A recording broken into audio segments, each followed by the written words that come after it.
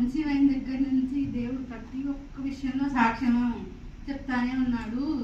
5th మంత్లో కింద పడినప్పుడు కానీ బేబీకి ఏం కాకుండా బేబీ సేఫ్గానే ఉంది. తర్వాత 7th మంత్కి వచ్చేసరికి ఏమో షుగర్ వచ్చింది అని కొంచెం ఎర్లీగానే నీకు సి సెక్షన్ చేయాలి, నార్మల్ డెలివరీ అయితే అవ్వదు, అంతవరకు ఆగితే కనుక బేబీ లోపలే చచ్చిపోయే అవకాశాలు ఉన్నాయని చెప్పి నాకు 9 మంత్స్ వచ్చిన 5 డేస్కే సి సెక్షన్ చేసి బేబీని బయటికి తీశారు.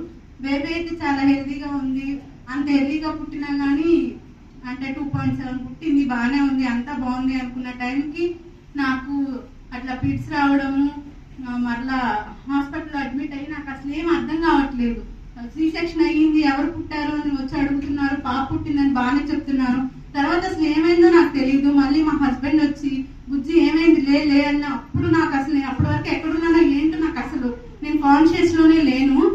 తర్వాత ఇంకా అంబులెన్స్లో విజయవాడ వెళ్ళే వరకు నిద్రపోకూడదు అంటున్నారు. నాకేమో నిద్ర వస్తుంది. మచిలీపట్నం నుంచి విజయవాడ 1.5-2 అవర్స్ పట్టింది. అప్పటి వరకు మా హస్బెండ్ మాట్లాడుతూనే ఉన్నాడు విజయవాడ వెళ్ళే వరకు. అక్కడికి వెళ్ళాక హాస్పిటల్ అడ్మిట్ చేశారు. తెల్లారింది, అసలు ఏమవుతుందో నాకు తెలియట్లేదు.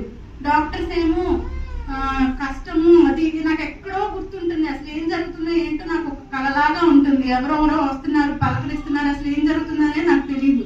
తర్వాత 2 డేస్ అయిన తర్వాత అంతా బాగుంది, మాట్లాడుతున్నాను. డాక్టర్ వచ్చి లెఫ్ట్ హ్యాండ్ ఇట్లా పైకి లిఫ్ట్ చేయమ్మా అంటుంటే నాకు తెలియట్లేదు, అసలు నాకు లెగవట్లేదు. నాకు అది హ్యాండ్ ఉన్న విషయం కూడా నాకు అర్థం కావట్లేదు.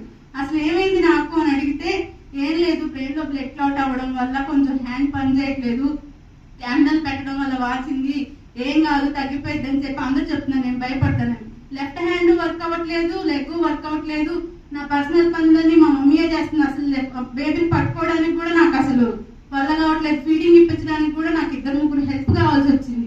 ఆ డాక్టర్ని అడిగితేనేమో మూతంతా సెట్ అయిపోతులే కానీ హ్యాండ్ లెగ్ చాలా టైం పట్టిద్ది, అది చెప్పలేము, సంవత్సరాలు కూడా పట్టొచ్చు, మీరు ఇంటికి వెళ్ళాక కూడా మీరు ట్రీట్మెంట్ ఇప్పించుకోవాలి అని చెప్పారు. కానీ దేవుడు అందరి ప్రార్థన వల్ల ఆశ్చర్య రీతిగా నాకు హాస్పిటల్లో ఉన్నప్పుడే నాకు హ్యాండ్ వర్క్ అవడం స్టార్ట్ అయింది. దేవుడు నా విషయంలో ఎంతో గొప్ప కార్యం చేశారు. కేవలం అది ప్రార్థన వల్లే సాధ్యమవుతుంది.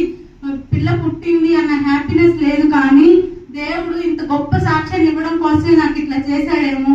నాకు పెళ్ళైన దగ్గర నుంచి పెళ్లి విషయంలో కూడా మంచి కార్యం చేశాడు. తర్వాత వెంటనే కన్సీవ్ అయ్యాను, అంతా బాగుంది అనుకున్న టైంలో ఇట్లా జరగడం, దేవుడికి దగ్గర అవడం కోసమే దేవుడు ఇలా చేశాడేమోనని నా జీవితంలో ఇంత గొప్ప సాక్ష్యాన్ని ఇచ్చిన దేవుడికి వేలాది వందనాలు.